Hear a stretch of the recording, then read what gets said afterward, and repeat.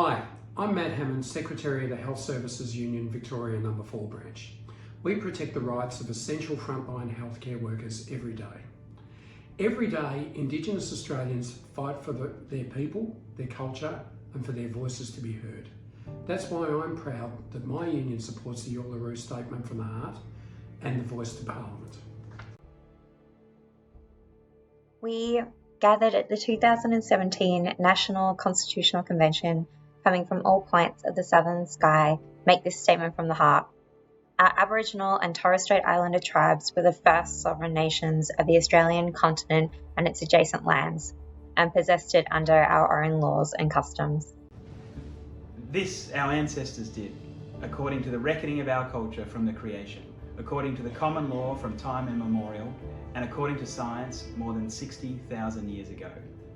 This sovereignty is a spiritual notion, the ancestral tie between the land, or Mother Nature, and the Aboriginal and Torres Strait Islander peoples who are born therefrom remain attached thereto and must one day return thither to be united with our ancestors. This link is the basis of the ownership of the soil, or better, of sovereignty. It has never been ceded or extinguished and coexists with the sovereignty of the Crown. How could it be otherwise? That peoples possessed a land for 60 millennia and this sacred link disappears from world history in merely the last 200 years.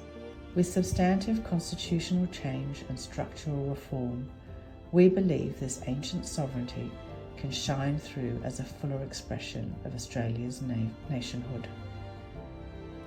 Proportionally, we are the most incarcerated people on the planet. We are not an innately criminal people.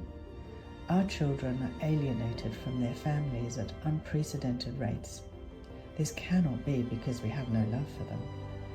And our youth languish in detention in obscene numbers. They should be our hope for the future. These dimensions of our crisis tell plainly the structural nature of our problem. This is the torment of our powerlessness. We seek constitutional reforms to empower our people and take a rightful place in our own country. When we have power over our destiny, our children will flourish. They will walk in two worlds, and their culture will be a gift to their country. We call for the establishment of a First Nations voice enshrined in the Constitution.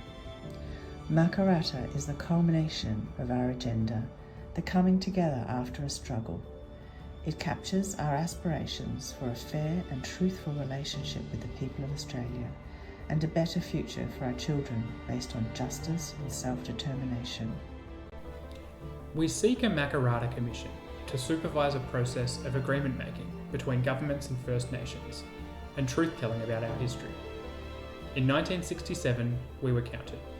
In 2017, we seek to be heard.